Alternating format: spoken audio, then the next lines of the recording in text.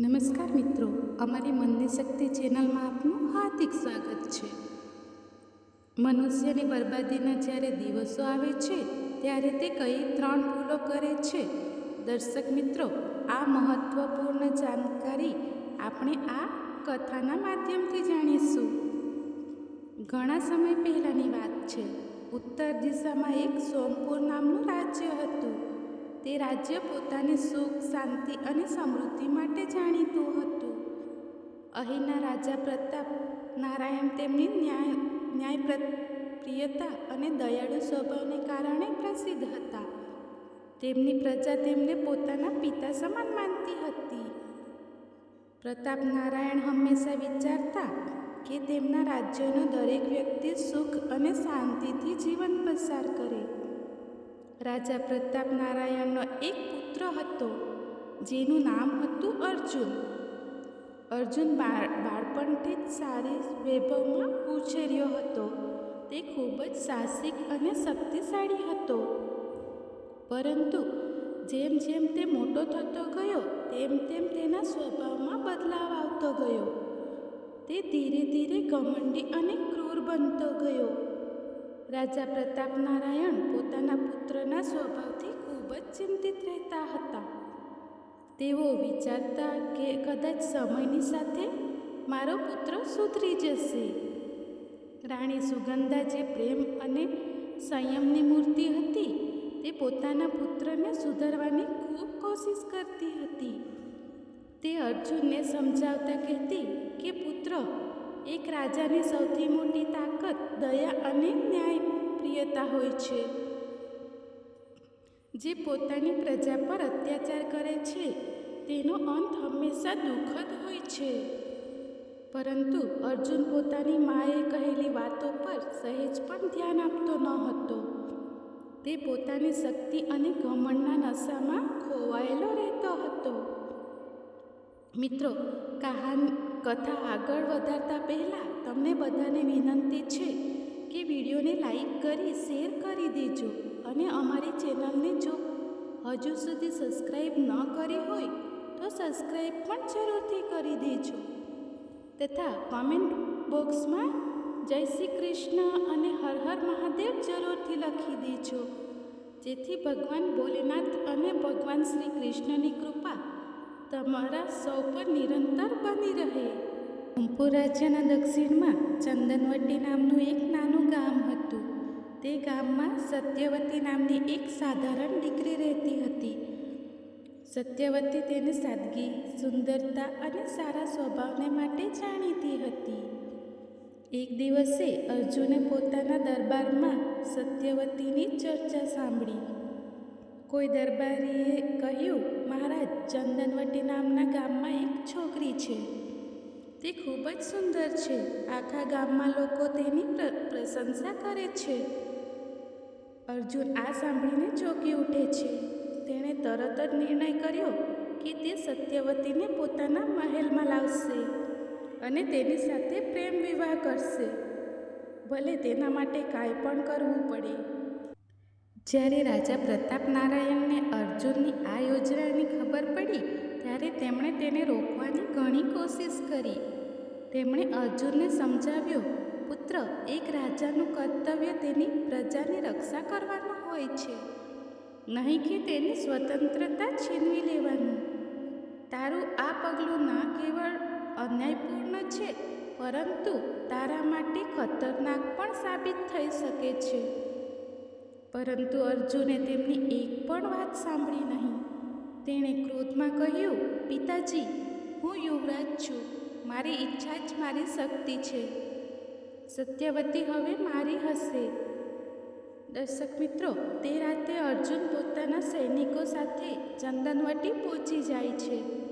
તે સીધો સત્યવતીના ઘરે પહોંચી ગયો અને તેના પિતાને કહ્યું, તમારી દીકરીને મારી સાથે મોકલી દો. સત્યવતીના પિતાએ હાથ જોડીને અર્જુનને વિનંતી કરી, મહારાજ, મારી દીકરી પર કૃપા કરો. તે મારા જીવનની છેલ્લી ખુશી છે. પરંતુ અર્જુન પર તેમની વાતોની કોઈ અસર નહીં થઈ. તેણે સત્યવતીને જબરદસ્તી મહેલ લાવવાનો આદેશ આપ્યો. સત્યવતીની આંખોમાં આંસુ હતા, પરંતુ તેના ચહેરા પર અદ્ભુત સાહસ ઝળકી રહ્યું હતું. મહેલમાં સત્યવતીના આગમનથી સંપૂર્ણ વાતાવરણ અશાંત થઈ ગયું. અર્જુને તેને પોતાના કક્ષમાં બંધ કરી દીધી. સત્યવતીની આંખમાંથી આંસુ વહી રહ્યા હતા. તે અર્જુનને દરરોજ વિનંતી કરતી કે મને જવા દો, મને મારા પરિવાર પાસે જવા દો. પરંતુ અર્જુનના દિલમાં દયાનું કોઈ સ્થાન ન હતું. મહેલ અને રાજ્યની ગલીઓમાં અર્જુનની ક્રૂરતાના કિસ્સા ગુંજતા હતા. રાજા પ્રતાપનારાયણ અને રાણી સુગંધાએ અર્જુનને સમજાવવાની ઘણી કોશિશ કરી. રાજાએ કહ્યું, પુત્ર સત્યવતી પણ આપણા રાજ્યની દીકરી છે. તેની સાથે જુલમ ના કરીશ, તેને મુક્ત કરી દે, નહીં તો આ અન્યાય તારા માટે ભારે પડશે. પરંતુ અર્જુને તેમની વાત માની નહીં. તેણે કહ્યું, પિતાજી, હું અહીંનો યુવરાજ છું. મારો નિર્ણય અંતિમ છે. સત્યવતી હવેથી અહીં જ રહેશે. બીજા દિવસે અર્જુનને ક્રોધમાં આવીને પોતાના માતા પિતાને બંદી બનાવવાનો આદેશ આપ્યો. સૈનિકોએ રાજા અને રાણીને કારાગૃહમાં નાખી દીધા. મહેલમાં ભય અને સન્નાટાનો માહોલ છવાઈ ગયો હતો. રાજા અને રાણી અંધકારમય કારાગૃહમાં બંધ હતા. સત્યવતી પોતાના આત્મસન્માનની લડી રહી હતી. દર્શક મિત્રો, અહંકાર અને અન્યાયનો અંત હંમેશા ખરાબ હોય છે. શક્તિ અને અધિકારનો દુરુપયોગ રાજાને મહાન નહીં પરંતુ પાપી બનાવે છે. આખા રાજ્યમાં જાણે અંધકાર છવાઈ ગયો હતો. રાજા પ્રતાપનારાયણ અને રાણી સુગંધા, જે પ્રજા માટે આદર્શ માનવામાં આવતા હતા, તે હવે પોતાના જ પુત્રના અહંકાર અને ક્રોધનો શિકાર બનીને કારાગૃહમાં બંધ થઈ ગયા હતા. મહેલના દરેક ખૂણામાં અર્જુનની ક્રૂરતાની કહાનીઓ ગુંજી રહી હતી. બીજી બાજુ સત્યવતી, જે પોતાના સાધારણ જીવનથી ખુશ હતી, તે હવે મહેલના એક અંધકારમય કક્ષમાં બંધ હતી. જાણે તેના જીવનની બધી ખુશી કોઈએ છીનવી લીધી હતી. સત્યવતીની આંખોના આંસુ સુકાઈ ગયા હતા, પરંતુ તેની અંદર સાહસ અને પ્રતિકારની આગ સળગી રહી હતી. દરરોજ રાત્રે સત્યવતી પોતાની બંગડીઓને સ્પર્શ કરીને વિચારતી કે શું હું અહીંથી ક્યારેય બહાર નીકળી શકીશ? શું મને મારા જીવનની બધી ખુશીઓ પાછી મળશે? તેનું હૃદય એક નામ પુકારતું હતું, આરવ. આરવ એક સાહુકારનો દીકરો હતો. સત્યવતીનો બાળપણનો મિત્ર હતો અને તેનો પહેલો પ્રેમ હતો. આરવે સત્યવતી સાથે વિવાહનો વાયદો કર્યો હતો, પરંતુ વ્યાપારના વિસ્તાર માટે તે બીજા રાજ્યમાં જતો રહ્યો હતો.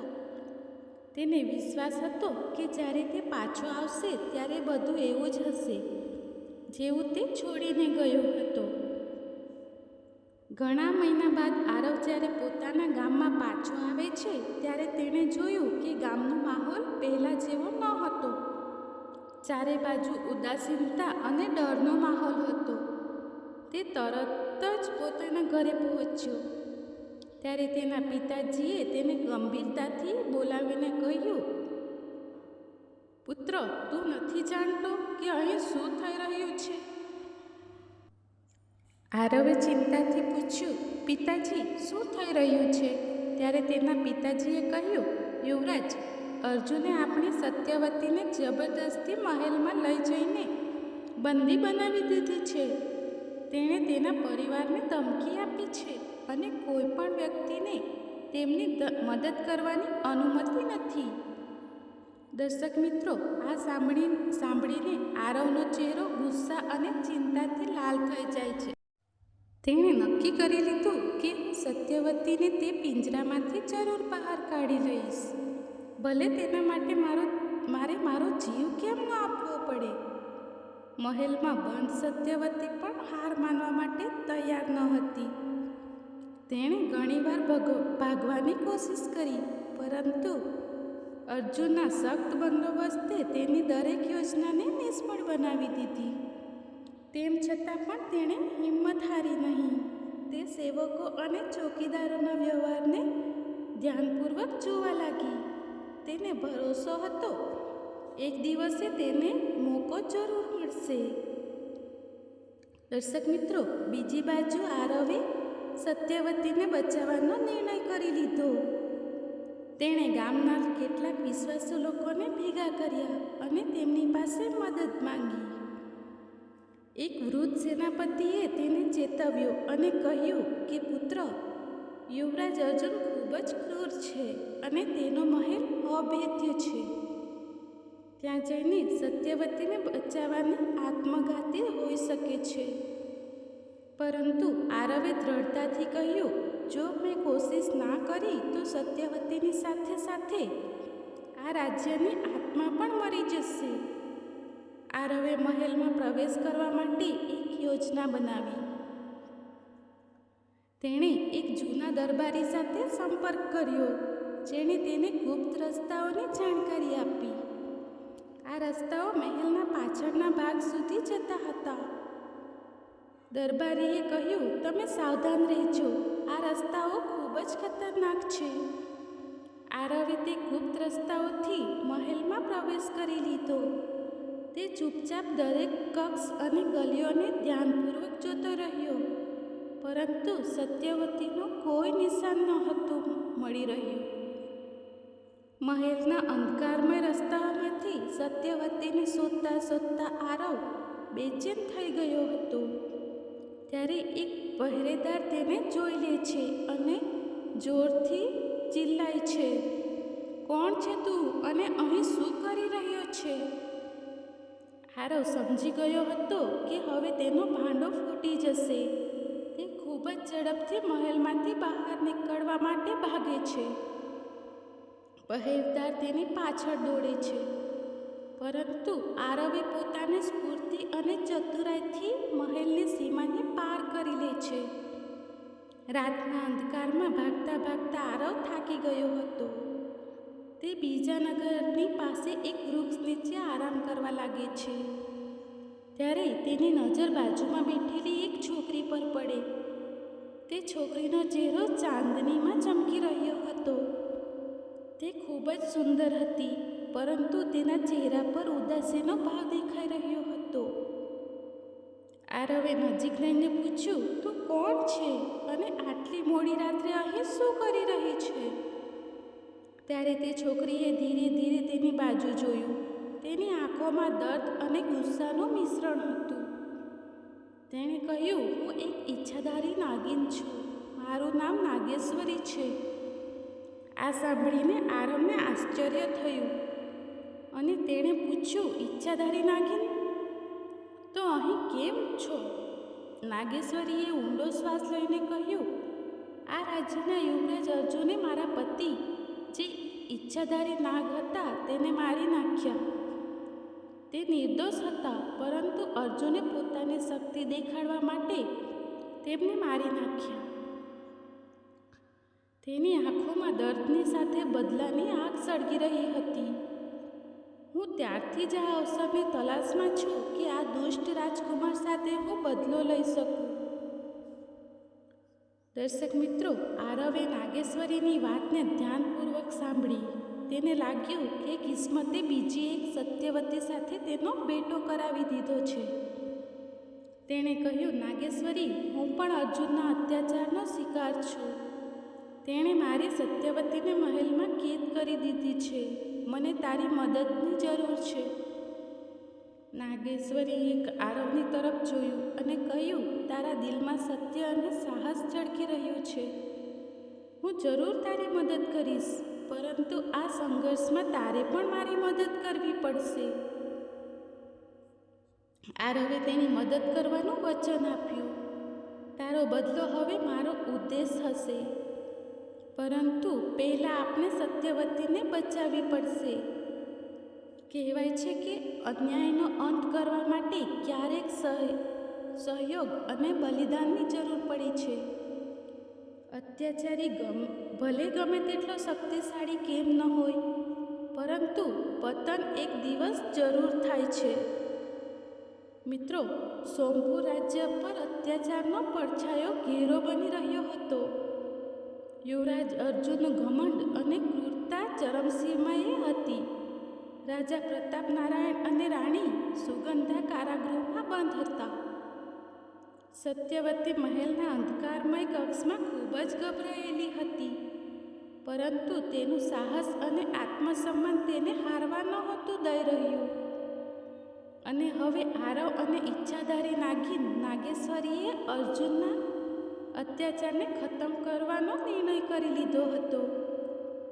આરવે પોતાની યોજના બનાવવાની શરૂ કરી, પરંતુ તેને નાગેશ્વરીની શક્તિઓની જરૂર હતી.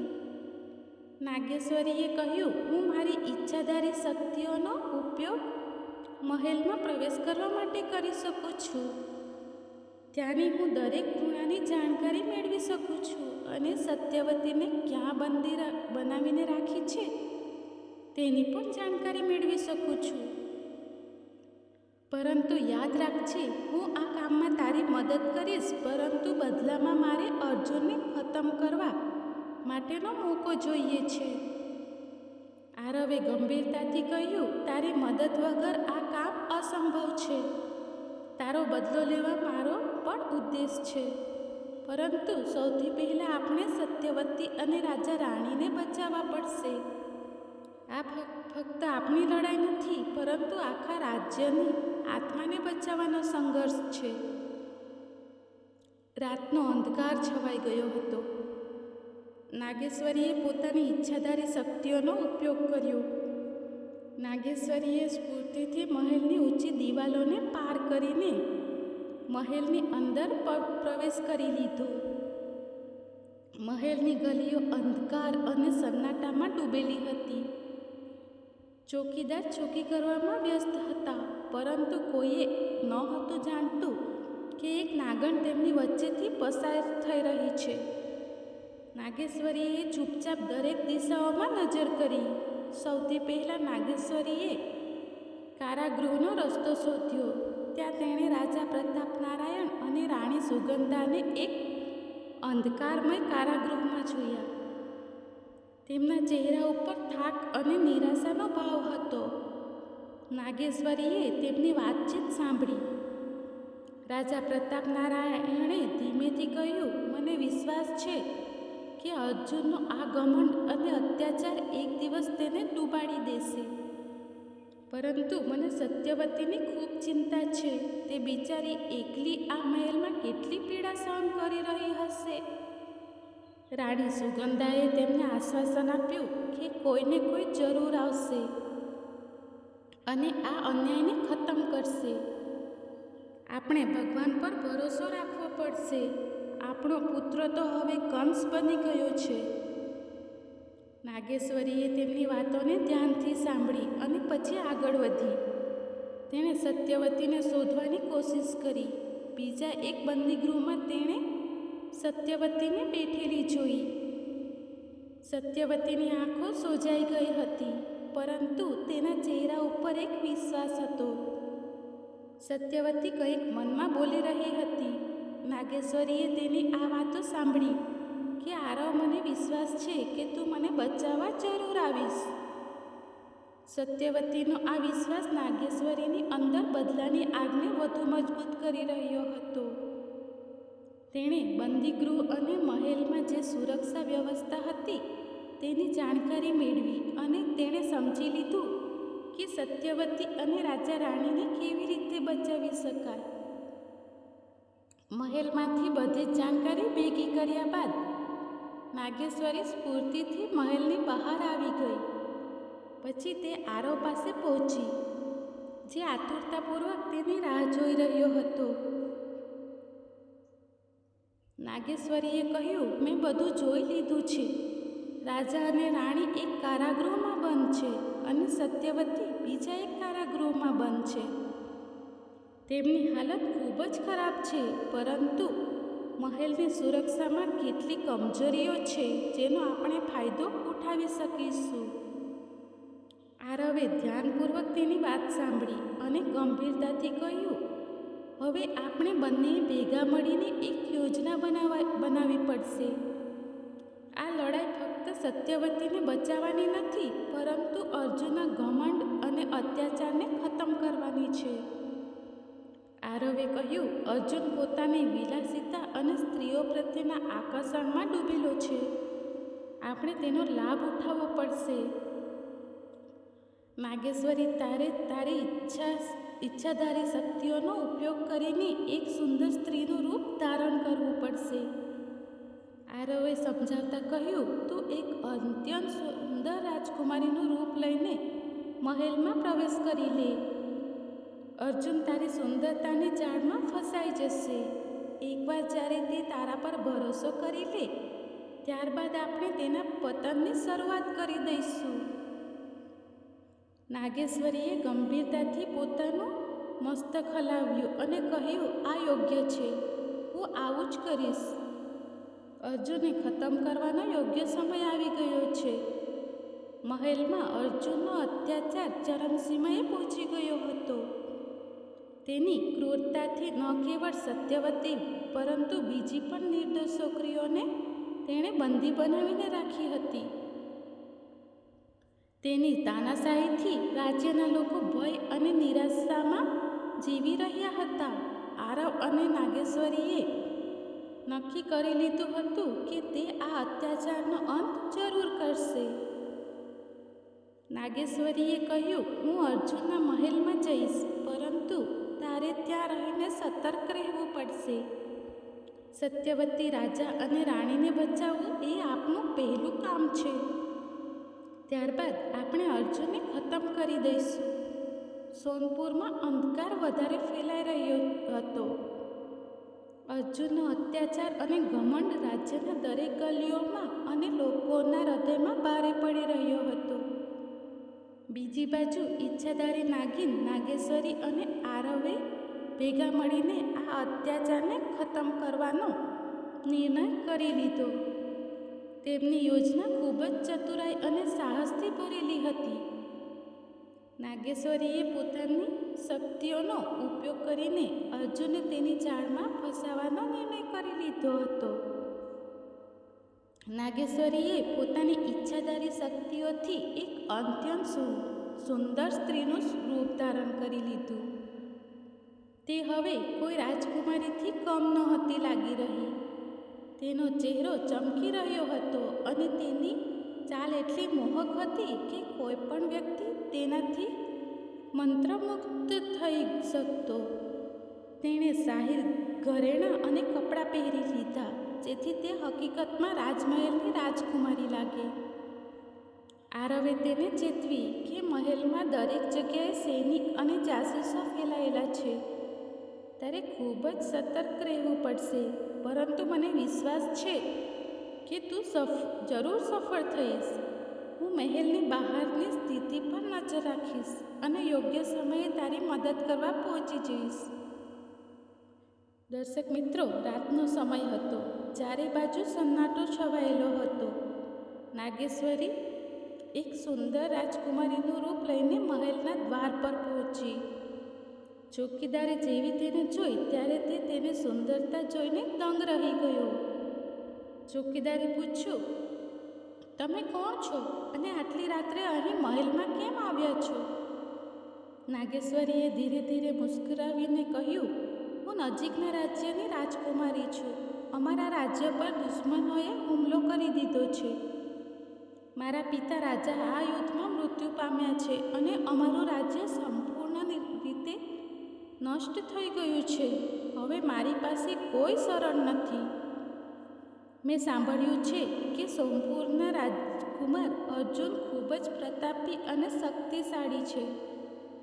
હું તેમની શરણ લેવા માટે આવી છું. દર્શક મિત્રો, ચોકીદાર તેની સુંદરતા અને તેની કહાનીથી પ્રભાવિત થઈને બોલ્યો, રાજકુમારી, હવે તમે અંદર જઈ શકો છો. મહેલમાં પ્રવેશ કરતાની સાથે નાગેશ્વરીએ ચારે બાજુ નજર દોડાવી. તેણે વિચાર્યું, આ મહેલ હવે મારા માટે રણભૂમિ છે. મારે મારા દરેક પગલાંને સમજી વિચારીને ભરવું પડશે. થોડી વાર પછી તે અર્જુનના દરબારમાં પહોંચી ગઈ. અર્જુન, જે પહેલાંથી જ પોતાની વિલાસિતા અને ઘમંડને કારણે કુખ્યાત હતો, જેવી જ નાગેશ્વરી પર તેની નજર પડી ત્યારે તે મંત્રમુગ્ધ થઈ ગયો. તેની સુંદરતા અને ચાલઢાલ અને શબ્દોએ અર્જુનને સંપૂર્ણ રીતે મોહિત કરી લીધો. અર્જુને પોતાના સિંહાસન પરથી ઊભા થઈને પૂછ્યું, તમે કોણ છો અને આટલી રાત્રે મારા મહેલમાં કેમ આવ્યા છો?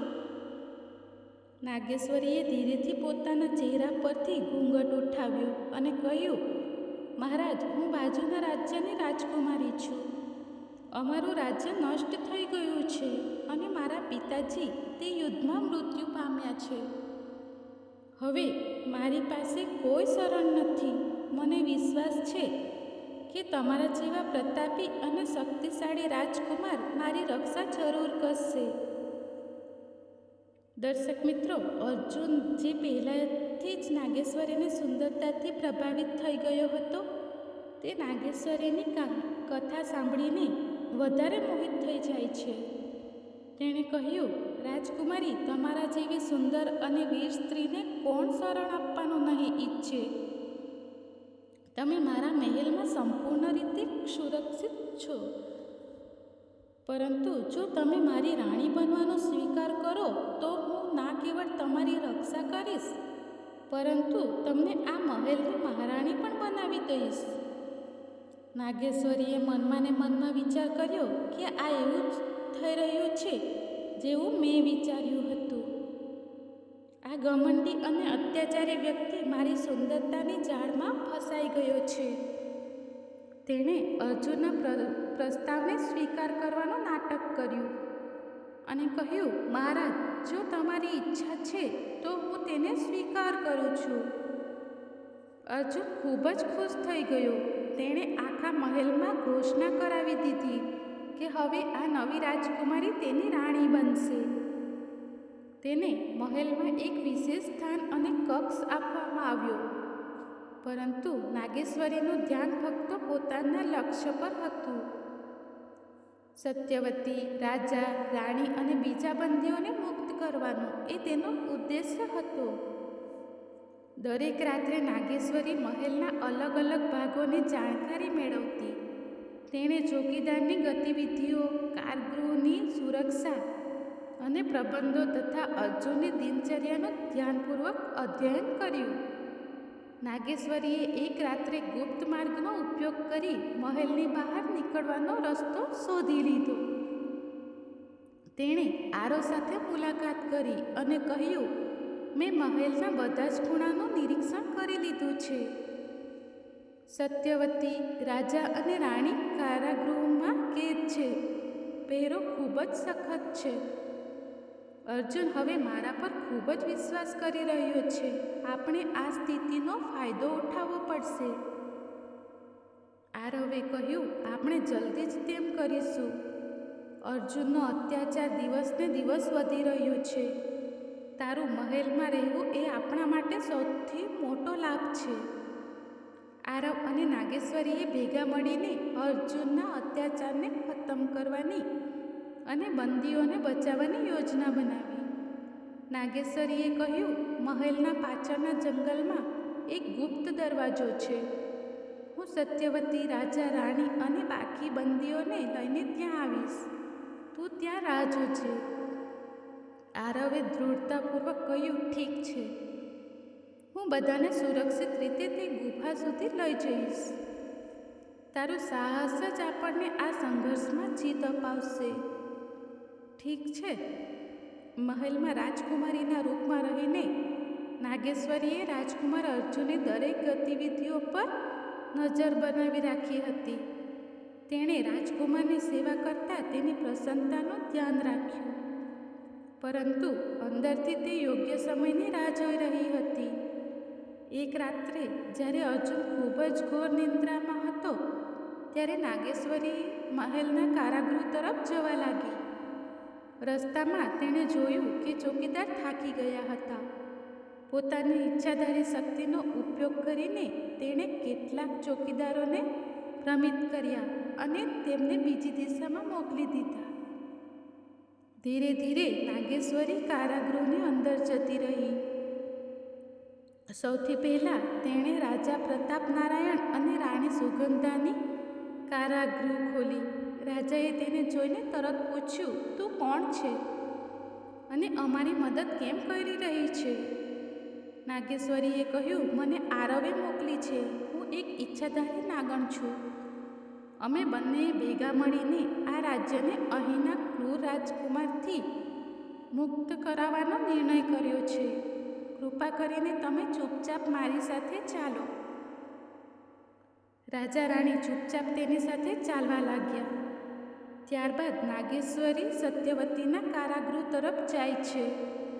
સત્યવતીને મુક્ત કરતા તેણે ધીરેથી કહ્યું, હવે તારે ડરવાની કોઈ જરૂર નથી. આરવ મહેલની બહાર તારી રાહ જોઈ રહ્યો છે. સત્યવતીની આંખોમાં ચમક આવી ગઈ હતી. તે ચૂપચાપ નાગેશ્વરીનો હાથ પકડીને બહાર નીકળી ગઈ. ત્યારબાદ નાગેશ્વરીએ બીજા બધા બંદીઓને પણ મુક્ત કર્યા અને બધાને સંકેત આપ્યો કે સહેજ પણ અવાજ કર્યા વગર ગુપ્ત માર્ગથી આગળ વધવાનું છે. નાગેશ્વરી બધાને ગુપ્ત માર્ગથી જંગલ તરફ લઈ ગઈ. મહેલની બહાર આરવ પહેલાંથી જ રાહ જોઈ રહ્યો હતો. સત્યવતીએ આરવને જોઈને ભાવુક થઈને કહ્યું, મને વિશ્વાસ હતો કે તું મને બચાવવા જરૂર આવીશ. આરવે સત્યવતીનો હાથ પકડ્યો અને કહ્યું, હવે તું સુરક્ષિત છે, પરંતુ આપણે ઝડપ રાખવી પડશે. આ જગ્યા હજુ સુધી ખતરનાક છે. આરવ રાજા રાણી, સત્યવતી અને બાકી બધા બંદીઓને લઈને જંગલમાં જે ગુફા હતી તે તરફ જવા લાગ્યા. આ ગુફાને પહેલેથી જ નાગેશ્વરીએ સુરક્ષિત બનાવી હતી. ત્યાં પહોંચ્યા બાદ બધાએ રાહતનો શ્વાસ લીધો. બીજી બાજુ મહેલમાં અર્જુનની ઊંઘ અચાનક ખુલી ગઈ. તેણે જોયું કે નાગેશ્વરી જે તેની નવી રાણી હતી તે તેની પાસે નહોતી. એ પરેશાન થઈ ગયો અને વિચારવા લાગ્યો કે આટલી મોડી રાત્રે તે ક્યાં ગઈ હશે? શું તે મારાથી કાંઈ છુપાવી રહી છે? તે નાગેશ્વરીને શોધવા માટે બહાર નીકળ્યો, પરંતુ થોડી વાર બાદ નાગેશ્વરી રાજકુમારીના રૂપમાં પાછી આવી ગઈ. અર્જુને ગુસ્સામાં આવીને પૂછ્યું, તું આટલી મોડી રાત્રે ક્યાં ગઈ હતી? નાગેશ્વરીએ શાંત અવાજમાં જવાબ આપ્યો, મહારાજ, મને મહેલની બહાર કંઈક અવાજ સંભળાઈ રહ્યો હતો. તેથી હું એ જોવા માટે ગઈ હતી કે અવાજ ક્યાંથી આવી રહ્યો છે. અર્જુનનો ગુસ્સો થોડીવાર માટે શાંત થઈ ગયો, પરંતુ તેના મનમાં શંકા વધી રહી હતી. તેણે નક્કી કર્યું કે તે નાગેશ્વરી પર નજર રાખશે. તેણે પોતાના વફાદાર ચોકીદારોને આદેશ આપ્યો કે તે નાગેશ્વરીની દરેક ગતિવિધિ પર નજર રાખે. થોડા દિવસો સુધી નાગેશ્વરીએ અર્જુનની શંકાને શાંત રાખવા માટે ખૂબ જ સાવધાનીપૂર્વક કામ કર્યું. પરંતુ એક રાત્રે જ્યારે તે ગુપ્ત માર્ગથી મહેલની બહાર નીકળી રહી હતી ત્યારે અર્જુને તેને જોઈ લીધી. તે ચૂપચાપ તેનો પીછો કરવા લાગ્યો. નાગેશ્વરી જે પહેલાંથી જ સતર્ક હતી તે રાજકુમારને એક સુમસામ જગ્યાએ લઈ ગઈ. ત્યાં અર્જુને તેને ઊભી રાખીને પૂછ્યું, તું કોણ છે અને આ બધું શું થઈ રહ્યું છે? તું મારી રાણી ન હોઈ શકે. સાચે સાચું જણાવ, તું મારાથી શું છુપાવી રહી છે? નાગેશ્વરીએ ધીમા અવાજમાં કહ્યું, તારે જો સત્ય જાણવું હોય તો સાંભળ. હું તારી રાણી નથી. હું એક ઈચ્છાધારી નાગિન છું. તે મારા પતિને મારી નાખ્યો અને આ રાજ્યમાં બધા લોકો પર એટલા બધા અત્યાચાર કર્યા કે જેથી મેં તને ખતમ કરવાનો નિર્ણય કર્યો છે. તારો અંત આજે અહીં જ થશે. દર્શક મિત્રો, આ સાંભળીને અર્જુન ગુસ્સા અને ડરને કારણે કાંપવા લાગ્યો. તેણે પોતાની તલવાર બહાર કાઢી અને નાગેશ્વરી પર હુમલો કરવાની કોશિશ કરી. પરંતુ નાગેશ્વરીએ તરત પોતાનું અસલી રૂપ ધારણ કરી લીધું. તેની આંખો આગની જેમ સળગતી રહી હતી અને તેના મુખમાંથી ઝેર ટપકી રહ્યું હતું. અર્જુને બચવાની ઘણી કોશિશ કરી, પરંતુ નાગેશ્વરીએ એક જ વારમાં તેને ડંખ મારી લીધો. તેનું ઝેર એટલું બધું ઘાતક હતું કે અર્જુન તરત જ જમીન પર પડી ગયો. તેની આંખોમાં પસ્તાવો અને ડરનો ભાવ હતો, પરંતુ હવે કાંઈ પણ બદલી શકાય તેમ નહોતું. અર્જુનના મૃત્યુ બાદ મહેલમાં હડકંપ મચી જાય છે. ચોકીદાર આમ તેમ ભાગવા લાગે છે. નાગેશ્વરી, જે પોતાના અસલી રૂપમાં હતી, તે પાછળના રસ્તેથી નીકળીને સુરક્ષિત ગુફા તરફ પહોંચી ગઈ. ગુફામાં પહોંચ્યા બાદ તેણે જોયું કે આરવ, સત્યવતી, રાજા પ્રતાપનારાયણ, રાણી સુગંધા અને બાકી બધી છોકરીઓ તેની રાહ જોઈ રહ્યા હતા. નાગેશ્વરીએ કહ્યું, અર્જુન હવે આ દુનિયામાં નથી રહ્યો. તેનો ઘમંડ અને અત્યાચાર હવે ખતમ થઈ ગયો છે. દર્શક મિત્રો, આ સાંભળતા જ રાજા અને રાણીની આંખોમાં આંસુ આવી ગયા. પરંતુ આ આંસુ દુઃખના નહીં, પરંતુ ખુશીના હતા. રાજા પ્રતાપનારાયણે ઊંડો શ્વાસ લઈને કહ્યું, તે અમારા રાજ્યને તે દુષ્ટથી બચાવી લીધું છે. આ બલિદાન હંમેશા યાદ રાખવામાં આવશે. સત્યવતીએ આગળ વધીને નાગેશ્વરીને ગળે લગાવ્યું અને કહ્યું, તે અમને નવું જીવન આપ્યું છે. હું આ કરજ ક્યારેય નહીં ચૂકવી શકું. આરવે માથું ઝુકાવીને કહ્યું, તારા સાહસ અને બલિદાન વગર આ અસંભવ હતું. હવે આપણે આગળની યોજના બનાવવી પડશે. રાજ્યમાં હજુ પણ અર્જુનના વફાદાર લોકો હાજર છે. આપણે તેમને પણ કાબૂમાં કરવા પડશે અને રાજ્યને સ્થિરતા આપવી પડશે. દર્શક મિત્રો, બધાએ ભેગા મળીને બીજા દિવસે મહેલમાં પાછા જવાનો નિર્ણય લીધો. નાગેશ્વરીએ ગુફામાંથી નીકળતા પહેલાં એ જોઈ લીધું કે મહેલની આસપાસ કોઈ ખતરો તો નથી ને. જ્યારે રાજા રાણી, આરવ, સત્યવતી અને નાગેશ્વરી મહેલમાં પહોંચ્યા ત્યારે ત્યાંનો માહોલ હજુ પણ ભય અને અનિશ્ચિતતાથી ભરેલો હતો. પરંતુ તેમના પાછા આવવાની ખબર સાંભળીને પ્રજામાં આશાની કિરણ જાગી ઉઠી હતી. મહેલમાં પહોંચતાની સાથે જ બધા બંદીઓને તેમના પરિવારના લોકો પાસે પહોંચાડી દેવામાં આવ્યા. તે છોકરીઓ જે અર્જુનના અત્યાચારની શિકાર થઈ હતી, તે હવે પોતપોતાના ઘરે જવા ઉત્સુક હતી. તેમની ચહેરા ઉપર રાહતનો ભાવ દેખાઈ રહ્યો હતો.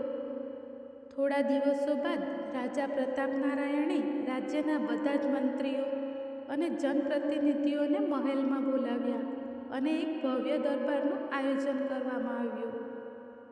રાજાએ દરબારમાં ઊભા થઈને કહ્યું, આજે આપણું રાજ્ય અત્યાચારી અર્જુનના શાસનથી મુક્ત થઈ ગયું છે. આ ફક્ત મારી પ્રજા અને આ વીર યોદ્ધાઓના કારણે જ સંભવ થઈ શક્યું છે.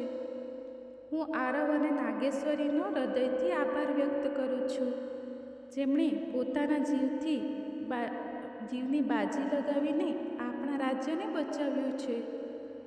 પ્રજા અને દરબારના સભ્યોએ આરવ અને નાગેશ્વરીના સાહસની પ્રશંસા કરી.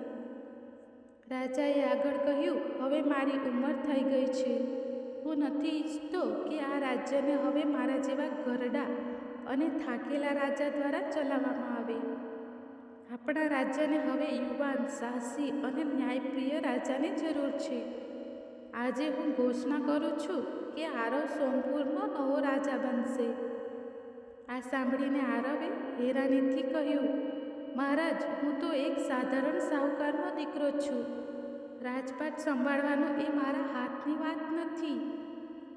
આ રાજ્ય તમારું છે અને તમારા બાદ કોઈ યોગ્ય વ્યક્તિ તેને સંભાળશે. રાજા મુસ્કુરાવીને કહેવા લાગ્યા, દીકરા, યોગ્યતા કેવળ જન્મથી જ નક્કી નથી થતી. તે તારા સાહસ, બુદ્ધિ અને નિષ્ઠાથી એ સાબિત કરી દીધું કે તું આ રાજ્યનું નેતૃત્વ કરી શકે છે. તે ના કેવળ સત્યવતીને બચાવી, પરંતુ આ રાજ્ય માટે પોતાના પ્રાણની પરવા કર્યા વગર આ લડાઈ લડી. આ જ તારી સૌથી મોટી યોગ્યતા છે. ત્યારબાદ રાજાએ સત્યવતી તરફ જોઈને કહ્યું, સત્યવતી તારી જીવનસાથી બનશે અને નાગેશ્વરી, જેણે પોતાના બલિદાનથી મારા પરિવાર અને રાજ્યને બચાવ્યું છે, તે પણ તારી પત્ની બનીને આ રાજ્યની મહારાણીનો દરજ્જો પામશે. દર્શક મિત્રો, આરવે થોડીવાર વિચાર કર્યા બાદ સહમતિ આપી. નાગેશ્વરી, જે પહેલાંથી જ આરવની નિષ્ઠા અને બહાદુરીથી પ્રભાવિત થઈ ગઈ હતી, તેણે પણ માથું ઝુકાવીને કહ્યું, મહારાજ, જો તમારો આ જ આદેશ છે તો હું તેનો સ્વીકાર કરું છું. મહેલમાં થોડા દિવસો બાદ એક ભવ્ય ઉત્સવનું આયોજન કરવામાં આવે છે. આખા રાજ્યમાં ખુશી મનાવવામાં આવી. આરવનો રાજ્યાભિષેક કરવામાં આવ્યો અને તેને સોમપુરનો નવો રાજા ઘોષિત કરવામાં આવ્યો. અને ત્યારબાદ આરવના વિવાહ સત્યવતી અને નાગેશ્વરી સાથે કરવામાં આવ્યા. વિવાહ સમારોહ એટલો બધો ભવ્ય હતો કે રાજ્યના બધા લોકો તેમાં સામેલ થયા હતા. રાજા અને રાણીએ આ અવસર પર આશીર્વાદ આપતા કહ્યું, તમે ત્રણેય ભેગા મળીને આ રાજ્યને ન્યાય અને કરુણાથી ચલાવજો. તમારું આ કાર્ય સોમપુરને સુવર્ણ યુગમાં લઈ જશે. દર્શક મિત્રો, આરવ, સત્યવતી અને નાગેશ્વરીએ સોમપુરને નવી ઊંચાઈઓ પર પહોંચાડી દીધું. સત્યવતીએ પોતાની કરુણા અને બુદ્ધિથી પ્રજાના દિલમાં જગ્યા બનાવી લીધી. નાગેશ્વરી પોતાની ઈચ્છાધારી શક્તિઓ અને માનવ રૂપમાં સાહસની સાથે રાજ્યની સુરક્ષાનું અભિન્ન અંગ બની ગઈ. રાજા પ્રતાપનારાયણ અને રાણી સુગંધા, જેમણે પોતાની બધી જ જવાબદારીઓ આરવને સોંપી દીધી અને પોતાનું બાકીનું જીવન શાંતિ અને ભક્તિમાં વિતાવવા માટે મહેલના એક શાંત કક્ષમાં રહેવા લાગ્યા. રાજ્યની પ્રજાની વચ્ચે ફરીથી એકવાર ખુશહાલી પાછી આવી ગઈ હતી.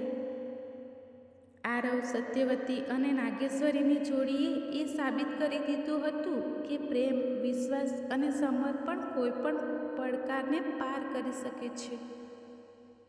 દર્શક મિત્રો, હવે આપણે જાણીશું કે જ્યારે મનુષ્યના વિનાશનો સમય આવે છે, તેની બરબાદીનો સમય આવે છે, ત્યારે તે આ ત્રણ મુખ્ય ભૂલો કરે છે જે તેના પતનનું કારણ બને છે. નંબર 1, સ્ત્રીઓ પ્રત્યે અનૈતિક આકર્ષણ અને જબરદસ્તી. એટલે કે મનુષ્યનો પહેલો અને ગંભીર દોષ ત્યારે પ્રગટ થાય છે જ્યારે તે સ્ત્રીઓ પ્રત્યે અનૈતિક આકર્ષણમાં ફસાઈ જાય છે. જ્યારે તે પોતાની ઈચ્છાઓ ઉપર કાબૂ ગુમાવી બેસે છે અને સ્ત્રીઓનું સન્માન નથી કરતા, ત્યારે તેને સમાજમાં તિરસ્કારનું પાત્ર બનવું પડે છે. તેની પ્રતિષ્ઠા નષ્ટ થઈ જાય છે. સમાજમાં તેના પ્રત્યે ઘૃણા અને વિરોધ પેદા થઈ જાય છે. તે અપરાધી બની જાય છે અને પોતાના જીવનમાં શાંતિ અને સંતોષ ખોઈ બેસે છે. તે તેને વિનાશ તરફ લઈ જાય છે.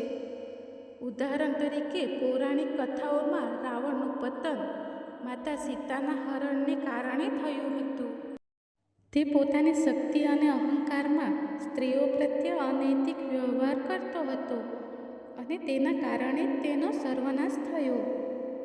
નંબર 2, ક્રોધ અને અહંકાર. બીજી સૌથી મોટી ભૂલ ક્રોધ અને અહંકાર છે.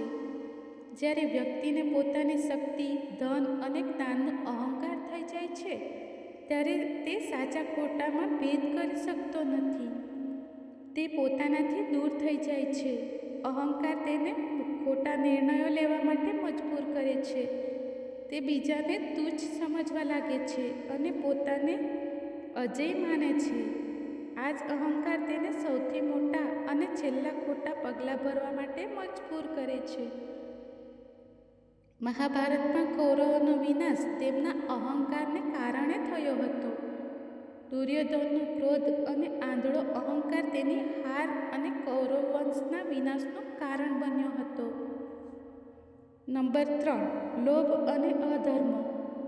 ત્રીજી અને સૌથી ઘાતક ભૂલ છે ધન અને સત્તાનો લોભ.